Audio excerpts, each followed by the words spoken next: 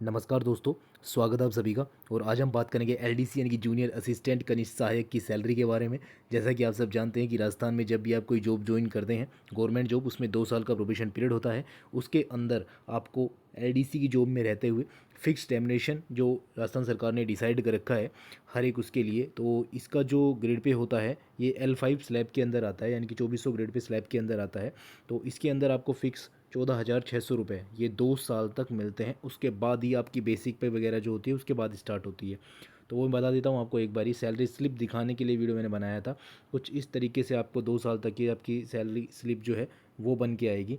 और उसके अंदर आपका जो 14,600 रुपये बेसिक पे ये रहेगा, उसमें से जो डिडक्शन होगा वो जीपीएफ कटेगा 700 और आरजीएचएस करेगा कटेगा 440, है ना। तो इसके अंदर ये दोनों डिडक्शन होंगे और कटने के बाद 1140 कटौती के बाद 13,460 ये इन हैंड आपको मिलेंगे। ये 2 साल तक आपका फिक्स वेतन जो है ये मिलेगा। इसके अंदर कोई डीए नहीं है, कोई एचआरए नहीं है। इसके बाद जैसे ही आप 2 ईयर कंप्लीट कर लेते हैं, आपका फिक्सेशन हो जाता है। उसके बाद ये जैसे वेतन पर्ची IFMS 3.0 पे जैसे अब आजकल चल रहा है अपना, उसका मैं आपको बता देता हूँ कि 2400 ग्रेड पे के अंदर आपकी जो बेसिक पे होती है वो होती है, शुरुआत होती है 20,800 पे। उस 20,800 पे आपका डीए लगता है। डीए जो अभी चल रहा है 50, और एक चल लगता है आपका एचआरए यानी कि लग गया आपका 9%, है ना। 10 तो तब होगा तब ये 50 क्रॉस होगा। उसके बाद हो भी जाएगा। आप अगर अभी कोई सीईटी एग्ज़ाम दिया, एलडीसी की तैयारी कर रहा है, तो आपके टाइम डीए वगैरह और काफ़ी बढ़ जाएगा। एचआरए कुछ अलग ही सीन होगा उसका।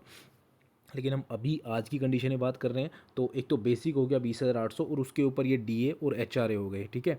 तो इसके अंदर दोस्तों आपका टोटल जो है इसको अगर मिलाते हैं 1.59 से, यानी कि मल्टीप्लाई करते हैं अगर 50% डीए 9% एचआरए, तो 59 हो गया।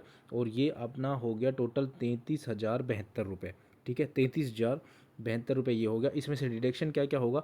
डिडक्शन आपका होगा दोस्तों, एक तो इसमें आपका जो जीपीएफ है वो बढ़ जाता है। जैसे पहले जो कट रहा था वो 700 ही था, अब ये 1450 है। ये मिनिमम है। आपको इसको आप इसको कितना भी करा सकते हैं, 2,000 3,000 4,000, वो आपके ऊपर होता है, आप स्कीम लेना चाहते हैं नहीं। बाकी फिर ये आरजीएचएस फिक्स 440, ये एसआई होता है, स्टेट इंश्योरेंस 800, इसको भी आप बढ़वा सकते हैं। ये तो मिनिमम कटेंगे ही कटेंगे। इनको काटने के बाद आपके 30,382 बचते हैं, यानी कि 30 की आपकी सैलरी हो जाएगी 2 साल के बाद। लेकिन अभी जो इस वीडियो को सुन रहा है और अभी तैयारी कर रहा है, उसको ज़्यादा ही मिलेंगी, क्योंकि उस टाइम डी एच आर ये सब चीज़ बढ़ चुकी होंगी, है ना। और उसके बाद आप जैसे ही जाते हो, इसमें और भी काफ़ी चीज़ें हैं, अगर अपन डिटेल में डिस्कस करना चाहें तो। नेक्स्ट ईयर फिर आपका 22,000 21,400 हो जाता है, फिर 22,000, फिर 22,700, फिर 23,400। कई ऐसे डिपार्टमेंट है जिनके अंदर प्रमोशन जल्दी होता है, तो आप जल्दी से यूडीसी बन जाते हैं, तो 2800 ग्रेड पे भी पहुंच जाते हैं। तो आप सीधा फिर आपका इंक्रीमेंट काफ़ी हो जाता है। तो अगर आप ये जानना चाहते हैं कि प्रमोशन वगैरह किस तरीके से होता है और कौन सा डिपार्टमेंट ज़्यादा अच्छा है एलडीसी के अंदर, या एलडीसी से क्या तहसीलदार के पद पे भी जा सकते हैं, उसके लिए कौन सा डिपार्टमेंट चूज़ करें, इतनी सारी इन्फॉर्मेशन जानना चाहते हैं तो आप कमेंट कर देना। बाकी मैंने सैलरी के बारे में बता ही दिया कि यहाँ से आपकी शुरुआत है, फिर वो इंक्रीमेंट बढ़ता रहता है, और MBCP योजना के थ्रू आगे चीज़ें चलती रहती है, ठीक है दोस्तों।